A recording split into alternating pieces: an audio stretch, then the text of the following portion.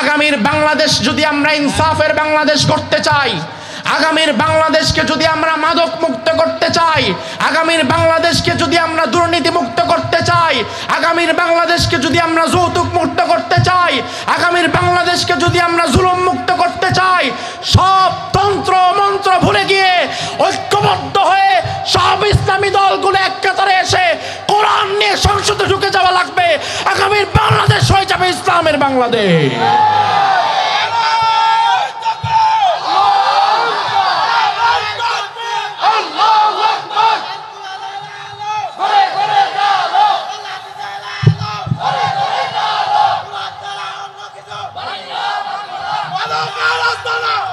আমার ভাই ভালো করে বুঝেন, মদ যে খায় সে কাফের হয় না, সে হয় ফাসিক।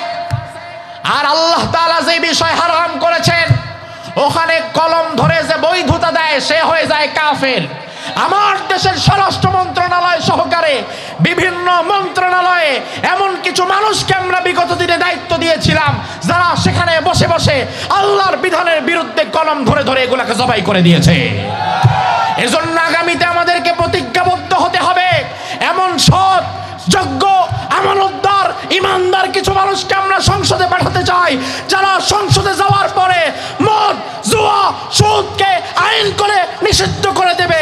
এমন ভাবে যদি আমরা সংকল্প করতে পারি আগামীর বাংলাদেশে মদ আর সুদকে কবর দেওয়া যাবে।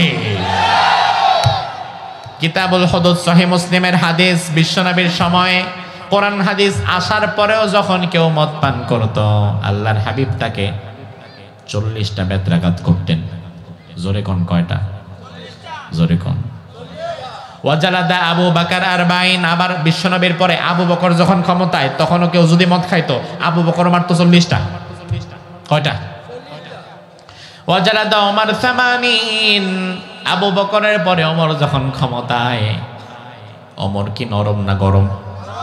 মেজাজ খারাপ না? মেজাজ অনেক খারাপ, ওমর অনেক গরম। ওমর চিন্তা করলো 40 বেত দিয়া মদখোরদের সোজা করা যাবে না, বরং ওমর 40টারে বাড়ায়া 80 বেত বানায় দিছে। 80টা বেত্রাঘাত করতে হবে এখন থেকে কেউ যদি মদ খায়। আমার ভাই তাইলে একটু ভালো করে বোঝেন, বিশ্বনবী সাল্লাল্লাহু আলাইহি ওয়াসাল্লাম নিজে উপস্থিত, লক্ষ লক্ষ সাহাবীরা তখনও জীবিত, কোরআন হাদিস তখনও আসা বন্ধ হয় নাই। ওই জামানায় কোরআন হাদিস থাকার পরে, নবীর ওয়াজ চলার পরেও যদি কিছু মানুষ মদ খাইতে পারে তার মানে বোঝা যায় শুধুমাত্র ওয়াজের দ্বারা মদ বন্ধ হবে না। মদ বন্ধ করতে গেলে আল্লাহর হাবিব যেমন ওয়াজের পাশাপাশি 40 বেত্রাঘাতের আইন করেছিলেন, আমাদেরকেও তেমন আইনের দিকে যেতে হবে। শুধুমাত্র ইয়াহইয়া তাকিরে একদিন দাওয়াত করে বিষয় ধরায় দিলেন, হুজুর মদের বিষয়ে কথা বলবেন, এলাকার যুব সমাজ খারাপ হয়ে গেছে, এতে এলাকার মদ বন্ধ হয়ে যাবে, এটা কি আপনার মনে হয়?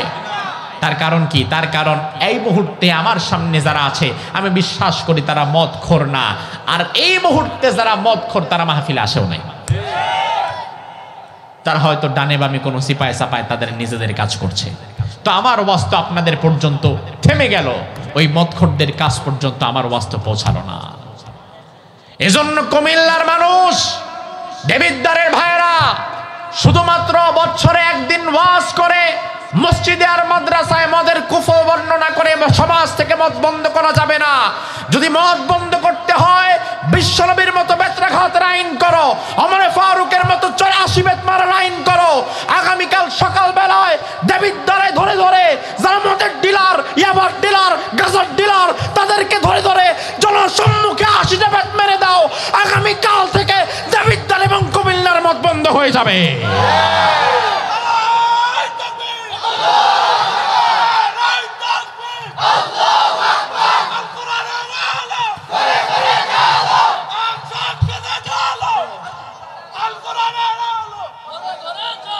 ঘরে ঘরে জ্বালার সময় সবাই ঠিক আছে না, সংসদে জ্বালার সময় এখন আর ভাল লাগে না।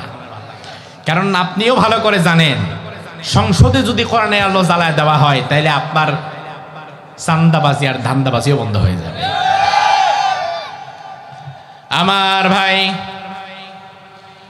ওয়াজ লাগবে না বিষয়টা এমন নয়, কারণ আল্লাহ বললেন ওয়াযাক্কির ফাইন্না যিকরা তানফাউল মুমিনিন। ও নবী, আপনি ওয়াজ করবেন, তবে আপনার ওয়াজ হচ্ছে যারা ঈমানদার মুমিন তাদের জন্য কাজে লাগবে। তবে সমাজের মধ্যে সবাই তো ঈমানদার মুমিন না, কিছু মুনাফিকও আছে না নাই? ওই মুনাফিকদের দ্বারা ইসলামের ক্ষতি হয় আরো বেশি। তার কারণ তারা এদিকেও যায় না সেদিকেও যায় না, মধ্যখানে দাঁড়ায় থাকতে চায়। এই জন্য মুসলমানরা তাদেরকে দেখে ধোঁকা খায়। ওই মুনাফিকরা তো এমনি এমনি ভালো হবে না, তাদেরকে ভালো করার জন্য ইসলামের শাস্তির বিধানগুলো দরকার আছে না নাই? ওমর ফারুক রাদিয়াল্লাহু আনহু আইন করে দিলেন, মদিনাতে এখন আর কেউ যদি মদ খাও, ইসলামী রাষ্ট্র পৃথিবীর যেই পর্যন্ত ছড়াবে, ওই ইসলামী রাষ্ট্রে যদি কোনো মদখোর ধরা পড়ে তাকে 80টা বেত মারতে হবে। কয়টা? 80টা বেত। রাসূল 40টা, আবু বকর 40টা, ওমরের সময় গিয়ে হয়ে গেছে 40, 80। ভাই আমার, ওমরে ফারুকের আইন এটা কি শুধু লেখার আইন না বাস্তবেও ছিল? তার প্রমাণ কি? তার প্রমাণ ওমরের নিজের ছেলেই তো তার প্রমাণ। ওমরের ছেলের নাম আবু শাহমা, মূল নাম আব্দুর রহমান। আবু শাহমা নামে তিনি মাশহুর ছিলেন। ওমরের ছেলে আবু শাহমা সাহাবী হতে পারেন নাই, তিনি ছিলেন তাবেঈ, রাসূলের সাক্ষাৎ পায় নাই, পরবর্তীতে এসেছে দুনিয়াতে। আবু শাহমা বিখ্যাত তাবেঈ, যুদ্ধ করার জন্য তিনি মদিনা থেকে চলে গেলেন মিশরে। মিশর বিজেতা আমর ইবনুল আস রাদিয়াল্লাহু আনহুর মাধ্যমে জিহাদ হচ্ছিল। জিহাদের সেনাপতি আমর ইবনুল আস, আমর ইবনুল আসকে বলা হয় ফাতেহা মিশর, মিশর বিজেতা। আজও মিশরের জমিনে আমর ইবনুল আসের স্মৃতিগুলো রয়েছে। আমি গত রমজানে মিশর সফর করলাম, আমর ইবনুল আসের কবর জিয়ারত করলাম। মিশরে বিশাল মসজিদ, মসজিদে আমর ইবনুল আস রাদিয়াল্লাহু আনহু, ওই মসজিদটা তিনি মিশরে এসে নির্মাণ করেছিলেন। ওই মসজিদে নামাজও পড়লাম। ওই আমর ইবনুল আস রাদিয়াল্লাহু আনহু মিশরে এসে জিহাদ করলেন। তিনি সেনাপতি, আর তার আন্ডারে যত বাহিনী ছিল ওই বাহিনীর মধ্যে সাধারণ একজন সৈন্য ছিল ওমরের ছেলে আবু শাহমা। তিনি জিহাদ করার জন্য মিশরে গিয়েছেন। আমার ভাই, তিনি কিন্তু ইচ্ছা করে মদ খান নাই। তার কারণ ইসলামের জন্য জিহাদে যেতে যে বান্দা রাজি হয়ে যায়, ওই বান্দা জিহাদের মধ্যে মদ খাবে এটা শয়তানও বিশ্বাস করবে না। আবু শাহমা জিহাদের ময়দানে কাফেরদের সাথে লড়াই হচ্ছে। লড়াইয়ের এক পর্যায়ে প্রচন্ড পানির তৃষ্ণা লেগেছে, পাশেই ছিল মুসলমানদের তাঁবু। তিনি চিন্তা করলেন 5 সেকেন্ডের একটা বিরতি দিয়ে ভেতরে ঢুকবো আর বের হব, একটু পানি খেয়ে নেই। ভেতরে যাওয়ার পরে দেখলো অনেকগুলো বালতি, বালতির ভেতরে খেজুর ভেজানো। স্বচ্ছ পানিতে কাঁচা পাকা খেজুর যদি ভিজায় রাখেন, একদিন পর্যন্ত যদি ভিজায় রাখেন সমস্যা নাই, ওই খেজুর থেকে একটা রস ছাড়বে, পানিটা মিষ্টি হয়ে যাবে, খেতে আরাম লাগবে। তবে এটাকে যদি 3-4-5 দিন রেখে দেন, হাত্তা গলা ওয়াস্তাদ্দা ফাসারা খামরান ফাহুয়া হারাম, এই খেজুর ভিজায়া যদি 4-5 দিন রেখে দেন, তখন এই পানিটার মধ্যে একটা মাদকতা ছড়ায়া যাবে, ওইটা খাইলে পরে মাথা চক্কর দিবে, ওটা মদ। এখন ওমরের ছেলে আবু শাহমা জিহাদের ময়দানে জিহাদ করছে কাফেরদের বিরুদ্ধে। পানির তৃষ্ণা লেগেছে, পানি খাওয়ার জন্য তিনি দ্রুত তাঁবুর ভেতরে গেছে। তাঁবুর ভেতরে যাওয়ার পরে এবার বালতির থেকে যখন পানি খাবে, ওই মুহূর্তে এইটা খেজুর কবে ভিজাইছে, 3 দিন আগে, 5 দিন আগে না 7 দিন আগে, এত কিছু যাচাই বাছাই করার মুহূর্ত কি আছে? বাহিরে যুদ্ধ হচ্ছে, 5 সেকেন্ডের মধ্যে শত্রুরা আমারে মেরে ফেলতে পারে, শুধু পানি উঠাইতে হবে আর খাইতে হবে, আবার যাইতে হবে। তিনি এত কিছু বাজ বিচার করেন নাই। বাজ বিচার না করে গ্লাস ঢুকায় দিয়েছে, গ্লাস ঢুকায় পানি খেয়ে ফেলেছে। কিন্তু আসলে তিনি যে তাকে নাবিজ মনে করেছেন, খেজুর ভেজানো পানি মনে করেছেন, ওটা মূলত 4-5 দিন অতিক্রম হওয়াতে মদ হয়ে গেছে, তার আর খবর নাই। আমার ভাই, বুঝে খাক আর না বুঝে খাক, মাদক খাওয়ার পরে চক্কর তো মাথা দিবেই, অজ্ঞান তো হবেই, হুশ তো হারাবেই। এবার খাওয়ার পরে যখন বাহিরে বের হয়েছে আর টিকতে পারে না, একবার ডানে যায় বামে যায় মাথা ঘোরায়। বাকি সাহাবীরা বাকি সদস্যরা দেখে বলছে ইন্নালিল্লাহ, আবু শাহামা তুমি কি মদ খাইছো নাকি? এই অবস্থা কেন তোমার? সাহাবীরা আবু শাহামাকে ধরে এনে তাঁবুর ভেতরে শোয়া দিলেন। জিহাদ শেষ হওয়ার পরে আবু শাহামা উঠে বলে কি ব্যাপার, আমি এখানে কেন? আমি না জিহাদ করছিলাম। বাকি সাথীরা বলল ভাই তুমি কিন্তু মদ খাইছো, মাতাল হইছো, এই জন্য তোমার এখানে আমরা শোয়া দিছি। আবু শাহামা বলে ইন্নালিল্লাহ, আমি আবার মদ খাইলাম কেমনে? আমি তো জিহাদ করার জন্য আসছি, আমি কেন মদ খাবো? ও ভাই আমার, আপনার পাশে এমন একজন শুইছে, শুয়া ইচ্ছা মতো নাক ডাকতেছে, তার নাক ডাকের আওয়াজে যেমন ট্রাকের ইঞ্জিন ফেল। আপনি ঘুমাইতেই পারতেছেন না, ডাক দিচ্ছেন এই ভাই, এভাবে নাক ডাকে নাকি মানুষ? ওইটা আপনারা উল্টা ধমক দিয়ে ভাই ঘুমটা ভাঙাইলেন, আমি জীবনে নাক ডাকি নাকি? কারণ যে নাক ডাকে সে জীবনে নিজেও জানে না যে আমি নাক ডাকি। আমার নাক ডাকে যে পাশের কয়েক ঘর পর্যন্ত ছড়ায় যায়, ঘুম আসে না, এটা সে নিজেও বোঝে না। এজন্য মদ সে খায়, মাতাল যে হয়ে যায়, মাতাল হয়ে যাওয়ার পরে ওই মাতাল মাতলামি করা অবস্থায় কি করছে এটা কি তার মনে থাকে? আবু শাহামা বলে আমি কোনোদিন মদ খেতে পারি না। বাকি সাথীরা সবাই বলল না ভাই আপনি মদ খেয়েছেন। এবার যেহেতু সবাই বলছে তার মানে সবাই মিথ্যা বলে না।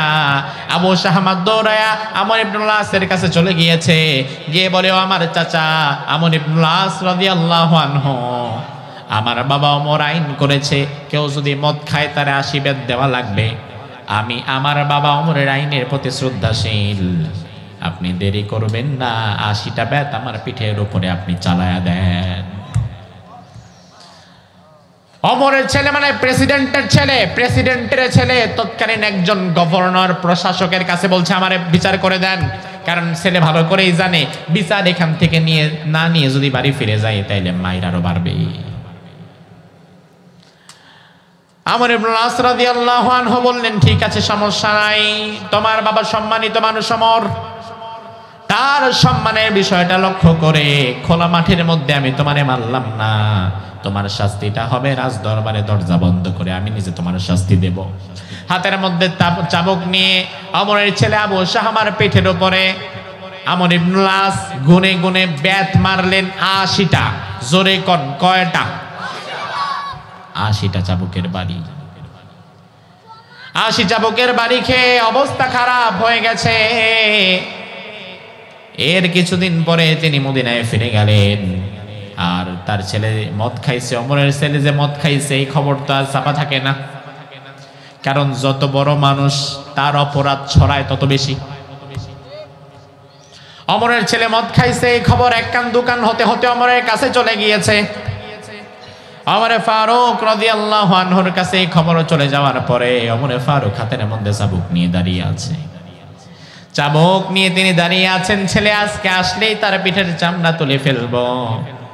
ছেলে যখন ঘরে ফিরেছে বাবা ওমর বলে দাঁড়াও, শুনলাম মদ খেয়ে এসেছো। হ্যাঁ বাবা, তবে আপনার চিন্তার কারণ নাই, আমি মদ খাওয়ার পরে শাস্তি যেটা প্রাপ্য সেটা নিয়ে এসেছি। আমর ইবনুল আস আমার পিঠে 80টা বেত মেরেছে, একটাও কম মারে নাই। ওমর বললেন আলহামদুলিল্লাহ বাবা, আমি খুশি হয়ে গেলাম। তবে আমর ইবনুল আস তোমারে 80টাই মারছে, আবার কম মারে নাই তো? কয় না কম মারে নাই। ওমর বলে আচ্ছা আমর ইবনুল আস যে তোমারে 80টা বেত মারছে এর সাক্ষী কে? ছেলে বলে বাবা এর সাক্ষী তো নাই, কারণ আপনার সম্মানের বিষয়টা লক্ষ্য রেখেই তো আমর ইবনুল আস আমার দরজা বন্ধ করে মারছে। ওমর বলে ইন্নালিল্লাহ, দরজা বন্ধ করে মারার সাহস তার কে দিয়েছে? তার কারণ ইসলামের নিয়ম হচ্ছে ফালইয়াশহাদ আযাবাহুমা তাইফাতুম মিনাল মুমিনিন, শাস্তি দেওয়া লাগবে জনসম্মুখে ইমানদারদের সামনে। তার কারণ হচ্ছে আজকে দেবিদ্বারে 5 জন মদখোর, গাঁজাখোর, ইয়াবাখোর, ইয়াবা বাবা গাজার ডিলার ধরা পড়ছে। এদেরকে যদি পুলিশের হাতে দিয়ে দেন, পুলিশ এদেরকে আড়ালে নিয়ে কি করবে না করবে এটা তো আপনিও জানেন না, আমিও জানি না। এমনও হইতে পারে পুলিশ নেওয়ার পরে পুলিশকে কিছু গাঁজার ইয়াবা ধরায় দিলে পুলিশ নিজেও খুশি হয়ে ছেড়ে দিব। উদ্ধার করা হয়েছে 100 পিস ইয়াবা। খবর প্রচার হয়েছে, অমুক ইয়াবার ডিলার ধরা পড়ছে, তার কাছ থেকে 100 পিস ইয়াবা পাওয়া গেছে। অথচ ইয়াবার ডিলার মনে মনে কয়, স্যার আনলাম আমি 5000 পিস ইয়াবা, এখন খবর দেখাইতেছেন 100 পিস ইয়াবা, বাকি 4900 পিস ইয়াবা কই গেল? পুলিশের কাছে ধরা পড়ে 5000 পিস, আর পুলিশ আপনার সামনে প্রকাশ করে 100 পিস, বাকি 4900 পিস সেও পাচার করে দেয়, ঠিক কি না? তাহলে ভরসা পাবেন কই? সরিষা দিয়ে তাড়াবেন ভূত, এখন সরিষা গাছের মধ্যেই ঢুকছে ভূত। এজন্য আমার ভাই, তথাকথিত মানব রচিত আইনের দ্বারা সমাজ কোনোদিন সংশোধন হবে না। ইসলাম বলে যদি এই কুমিল্লা দেবিদ্বারে কোনো ইয়াবা বাবা গাজার ডিলার গাঞ্জাখোর ইয়াবাখোর বাবাখোর ধরা পড়ে, পুলিশের হাতে দেওয়া দরকার নাই। আগামীকাল সকাল বেলায় উপস্থিত হাজারো জনতার সামনে তাদেরকে উপর জুপরিয়া 80টা ব্যাট মেরে দাও, তাইলে 1-2 অপরাধীর মাইর খাওয়া দেখা বাকিগুলা সোজা হয়ে যাবে। মার খাবে 2 জন, ভালো হবে 200 জন। মার যদি 200 জন খায়, ভালো হয়ে যাবে 2 কোটি। কারণ একজনের মায়ের দেখা আরেকজনের ভিতরে ভয় আছে না নাই? আর যখন দেখবে অমুকে আমার চেয়ে বড় আসামি এলাকায় বুক ফুলায়া ঘুরে, তাইলে আমি আর কি, তখন খারাপ কাজের প্রতি তার উৎসাহ উদ্দীপনাও বেড়ে যাবে, ঠিক কি না? এই জন্য আমার বাংলাদেশে জেলখানায় যায় চোর হইয়া, বের হয় ডাকাত হইয়া। জেলখানায় যায় ডাকাত হইয়া, বের হয় হাইজাকার হইয়া। জেলখানায় গেলে এই চোর বাটপাটদের আরো প্রমোশন হয়। যে যত বেশি জেল খাটে তার প্রমোশন তত বাড়ে, ঠিক কি না? তার কারণ জেলখানায় যাওয়ার পরে সে আরো বড় বড় অপরাধের ট্রেনিং নিয়ে বের হয়। অমর বলেন অসম্ভব। আল্লাহর বিধান হচ্ছে জনসম্মুখে আঘাত করা। কে সাহস দিয়েছে ঘরের ভেতরে দরজা আটকে মারার? এই আমর ইবনুল আস, চিঠি পাঠিয়ে দিলাম, অতি দ্রুত মদিনায় এসে সাক্ষাৎ করো। আমর ইবনুল আস রাদিয়াল্লাহু আনহু মিশর থেকে চলে এলেন মদিনা। ভয়ে ভয়ে দাঁড়ালেন অমরের সামনে। অমর বললেন, আমর ইবনুল আস, আমার ছেলে আবু শাহমা মদ পান করেছিল? বলেছি করেছি। বিচার করেছ? জি করেছি। কয়টা মারছো? 80টা ব্যাটি মারছি। কম মারো নাই? বলে না। তো আমার ছেলেকে যে 80টা ব্যাট মারছো, সাক্ষী কই? বলে বেয়াদবি মাফ করবেন, সাক্ষী তো নাই। তার কারণ আপনার সম্মানের দিকটা লক্ষ্য রেখে আপনার ছেলে প্রেসিডেন্টের ছেলে, এই জন্য ঘরের দরজা বন্ধ করে মেরেছে। অমর বলে, আমর ইবনুল আস, আমার সম্মান বড় না, আল্লাহর হুকুম বড়। কার হুকুম? আল্লাহর হুকুম। তোমার বিচার হয় নাই, আমি নিজে চাবুক নিয়ে আমার সন্তানের পিঠে আবার 80টা ব্যাট মারবো। সুবহানাল্লাহ কইবেন না? এমনি এমনি তোর দিকটা দুনিয়া আল্লাহ তার হাতের মুঠোয় দেয় নাই। আজ গোটা দুনিয়াতে মুসলমানরা নির্যাতিত নিপীড়িত কেন? অমরের মতো ঈমান যদি আজ আমাদের থাকতো, গোটা পৃথিবী আজ মুসলমানের শাসন করতে পারত। আল্লাহর হুকুমের উপরে কাউকে সম্মান করব না। আল্লাহর হুকুম, ব্যাস, এখানে থেমে যাওয়া লাগবে। ওমরে ফারুক হাতের মধ্যে চাবুক নিছে। একটু আগেই কিন্তু ছেলেটা 80টা ব্যাট খায় আসছে, এর উপরে ওমরে ফারুক আবার 80টা ব্যাট মারা শুরু করেছে। মদিনার মানুষেরা চারিদিক থেকে আবু শাহমার পিঠ থেকে ফিনকি দিয়ে রক্ত বের হয়, কিন্তু ওমরের চোখে পানি আসে না। ওমর মারছে নিজের সন্তানকে। মদিনার মানুষেরা চারিদিক থেকে দেখে চোখের পানি ছেড়ে দিয়ে কাঁদে আর বলে, আল্লাহ, কি এক ওমর পেয়েছি যে নিজের সন্তানটারে পর্যন্ত ছাড় দেয় না। আজকে যদি ধরেন আমাদের কুমিল্লার একজন এমপি, তার ছেলে মদ খায় ধরা পড়ছে, ওই এমপি সাহেব যদি থানায় গিয়া তার ছেলেরে ছাড়ায়া না এনে, ছেলেটারে ধরে এনে কুমিল্লা দেবিদ্বারে সবার সামনে এমপি সাহেব নিজেই যদি কোনোদিন তার ছেলেটারে 80টা ব্যাট মারতে পারে, নতুন করে আইন করা দরকার নাই। এমপি তার ছেলেরে 80 ব্যাট মারছে, এই দৃশ্য দেখা দেবিদ্বার আর কুমিল্লার বাকি মদের ডিলাররা সোজা হয়ে যাবে।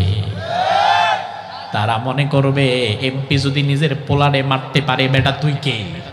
ঠিক না? তাইলে অপরাধ করলে তুই তো শেষ, কারণ নিজের ছেলেটাই মারছে। কিন্তু আমরা দেখি ছেলে তো ভালো, এলাকার কোন পাতি নেতা সাতি নেতা আকাম কইরা ধরা পড়লেও উপর মহল থেকে ফোন আসা শুরু হয়ে যায়। আমার ভাই ওমরে ফারুক একে 80টা বেত মারলেন। 80টা বেত মারার পরে এবার আবু শাহামার জীবন আর বাঁচে না। ঐতিহাসিকগণ বলেন ওমরে ফারুকের 80টা বেত মারার পরে ওমরের ছেলে আবু শাহামা বেঁচে ছিলেন দুনিয়াতে মাত্র আর 15 দিন। কয়দিন? এই 15 দিনের বেশি তিনি আর বাঁচেন নাই। ইন্তেকালের কয়েকদিন আগে ওমরে ফারুক রাদিয়াল্লাহু আনহু আবু শাহামার ঘরে গেল। শত হোক যত কঠিন হৃদয় হোক না কেন, দিন শেষে ওমর তো বাবার জন্য সন্তানের মনে, সন্তানের জন্য বাবার মনে মায়া দয়া আছে না নাই? ওমর তো রবট না, মাটির মানুষ। সন্তানের ঘরে যাওয়ার পরে যখন দেখে আহারে সন্তানের পিঠ দিয়ে পুজ বেরোয়, রক্ত বেরোয়, ব্যথায় কাতরাচ্ছে আবু শাহামা, বাঁচবে না। ওমর ঘরে ঢোকার পরে জিজ্ঞেস করলো, বাবা আমার কলিজার টুকরো ছেলে আবু শাহামা কেমন আছো? আবু শাহামা ওমরের দিকে তাকায় বলে, ইয়া আবাতি তাকতুলুনি, ও বাবা আপনি জিজ্ঞেস করেন আমি কেমন আছি, আপনি তো আমারে মেরে ফেললেন বাবা, আপনি তো আমারে মেরে ফেললেন। আমার ভাই দেখেন ওমরে ফারুকের ঈমান। ওমর বলে, এই ছেলে ইযা লাকাইতা রাব্বাকা ফাখবিরহু ফাইন্না ওমর আকামানিয়াল হাদ, যদি আমার এই ব্যথার কারণে তোমার মৃত্যু হয়ে যায়, তোমার রবের সঙ্গে যখন তোমার দেখা হবে তুমি তোমার রব আল্লাহরে বলবা জমিনে এমন একজন ওমর আল্লাহ পাঠাইছে যেই ওমর আল্লাহর হুকুমের ক্ষেত্রে নিজের ছেলেটারে পর্যন্ত ছাড় দেয় নাই। আল্লাহু আকবার। তোমার রবের সাথে দেখা হলে তুমি তোমার রবরে জানায় দিবা তোমার বাবা ওমর ইসলামের কারণে নিজের ছেলেটারেও মায়া করে নাই। আমার ভাই এই হচ্ছে ওমর। এই জন্য আজ শুধুমাত্র আমার মতো বক্তারে এনে ওয়াজ করা লাভ নাই। মদ যদি বন্ধ করা লাগে তাইলে সমাজের মধ্যে সংসদের ভেতরে 80টা বেত মারার আইনের দরকার আছে না নাই? এবার একটা গুরুত্বপূর্ণ মাসালা শোনেন, ভালো করে শুনবেন। মদ খাওয়া হালাল না হারাম? যারা কথা কয় না এদের কাছে অন্য মাসালা আছে। আমার ভাই জবাব দেন, মদ খাওয়া হালাল না হারাম? যে মদ খায়, মদখোর ব্যক্তি, তাকে আমরা কাফের বলি না, তাকে আমরা বলি ফাসিক, পাপাচারী। কারণ মদ খায়, বিড়ি খায়, গাঁজা খায় এমন মানুষ আমাদের সাথে অনেক সময় নামাজও পড়ে। তো সে যদি কাফের হইতো তাইলে তো তার নামাজ হইতো না। তাইলে মদ খায় যারা, তারা স্বাভাবিকত কাফের না, তারা ফাসিক, পাপাচারী।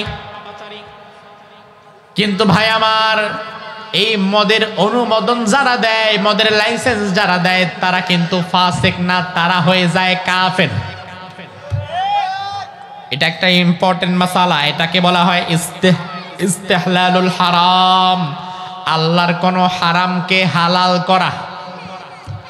আপনারা শুরুতে বললেন মদ হারাম, তাইলে মদ হারাম করছে কে? আমার বাপে। কথা কয় না, মদ হারাম করছে কে? আরো জোরে বলেন, মদ হারাম করেছে কে? তাহলে আল্লাহ যেটা হারাম করে দুনিয়ার কোন মানুষকে এটাকে নতুন করে আর বৈধ করতে পারে নাকি?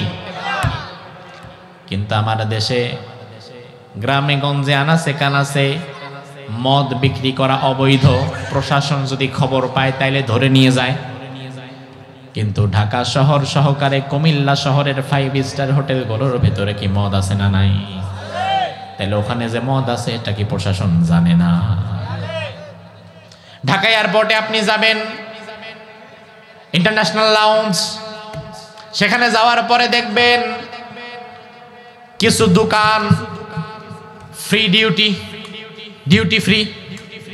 ওই দোকানগুলোর দিকে তাকায় দেখবেন বড় বড় মদের বোতল সাজানো। তাহলে এয়ারপোর্টের ভিতরে যে বড় বড় মদের বোতল সাজানো আছে এটা কি আমার দেশের প্রশাসন জানে না? কই এয়ারপোর্টের ভিতরেতে প্রশাসন গিয়ে বলে না এখানে মদ বিক্রি করে কেন? কুমিল্লা শহরের 5 স্টার হোটেলে গিয়ে প্রশাসন তো বলে না এখানে মদ কেন বিক্রি করা হয়? মদ বিক্রি করা যাবে না। প্রশাসন তো সেখানে রেড দেয় না, ধরে নিয়ে যায় না। অথচ দেবিদ্বারে রাস্তার মোড়ে কেউ যদি মদ বিক্রি করে প্রশাসনের কাছে যদি খবর যায়, তাইলে প্রশাসন আইসা তাকে ধরে নেওয়ার সম্ভাবনা আছে না নাই? কথা কয় না, আছে না নাই? কিন্তু কুমিল্লা শহরের 5 স্টারে যে মদ আছে প্রশাসন জানার পরেও কেন যায় না?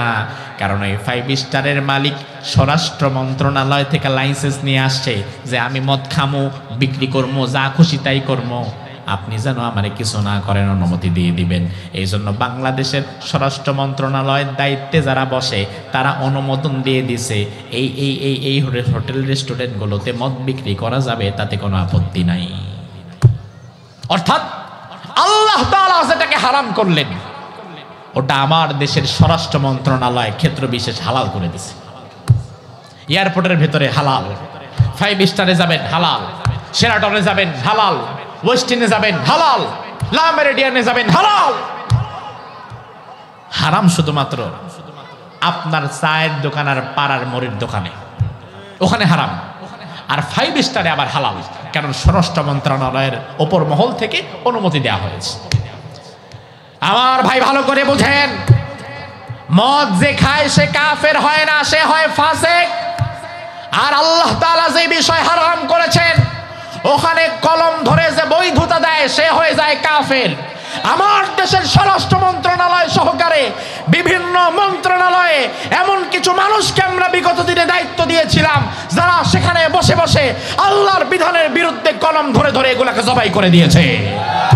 এজন্য আগামীতে আমাদেরকে প্রতিজ্ঞাবদ্ধ হতে হবে, এমন সৎ যোগ্য আমানতদার ইমানদার কিছু মানুষকে আমরা সংসদে পাঠাতে চাই, যারা সংসদে যাওয়ার পরে মদ, জুয়া, সুদকে আইন করে নিষিদ্ধ করে দেবে। এমন ভাবে যদি আমরা সংকল্প করতে পারি আগামীর বাংলাদেশে মদ আর সুদকে কবর দেওয়া যাবে। এটা যদি না পারেন তাইলে শুধুমাত্র ওই চায়ের দোকান আর পাড়ার মোড়ের দোকানের মদ বন্ধ করে লাভ নাই। কারণ একই দেশে 2 রকমের আইন থাকলে এই আইন কখনো বাস্তবে হয় না। দেশ একটা, মানুষ আমরা এক, আইন ক্ষেত্র বিশেষ ভিন্ন। একই দেশে একই অপরাধের আইন যদি 2 রকম হয় এই আইন মানুষের উপরে এফেক্ট করে না।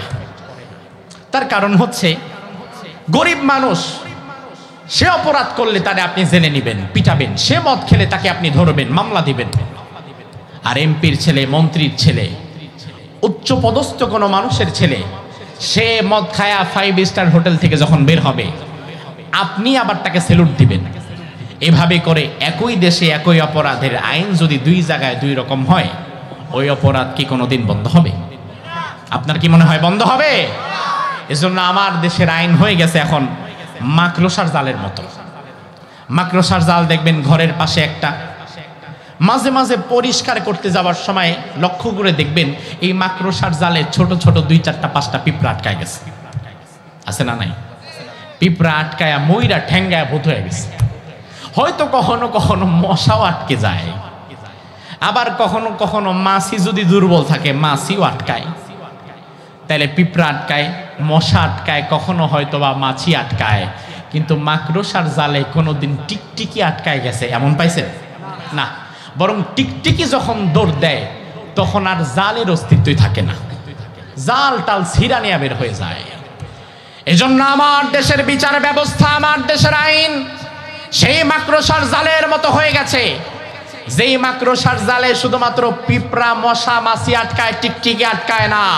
আমার দেশের বিচার ব্যবস্থা আর আইনের মধ্যে শুধুমাত্র রিক্সাওয়ালা, ঠেলাওয়ালা, গরিব মানুষগুলো আটকায়, উচ্চ পদস্থ এমপি মন্ত্রীর ছেলেরা আটকায় না। এজন্য আমাদেরকে আগামীর বাংলাদেশ যদি আমরা ইনসাফের বাংলাদেশ করতে চাই, আগামীর বাংলাদেশকে যদি আমরা মাদক মুক্ত করতে চাই, আগামীর বাংলাদেশকে যদি আমরা দুর্নীতি মুক্ত করতে চাই, আগামীর বাংলাদেশকে যদি আমরা যৌতুক মুক্ত করতে চাই, আগামীর বাংলাদেশকে যদি আমরা জুলুম মুক্ত করতে চাই, সব তন্ত্র মন্ত্র ভুলে গিয়ে ঐক্যবদ্ধ হয়ে সব ইসলামী দলগুলো এক কাতারে এসে কোরআন নিয়ে সংসদে ঢুকে যাওয়া লাগবে। আগামীর বাংলাদেশ হয়ে যাবে ইসলামের বাংলাদেশ।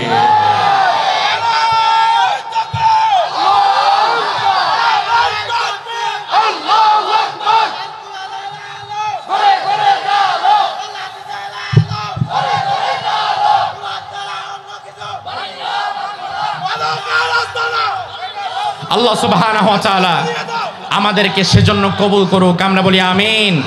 হাদা মা ইনদি ওয়াল ইলমু ইনদাল্লাহ আলাইহি তাওয়াক্কালতু ওয়া ইলাইহি উনীব।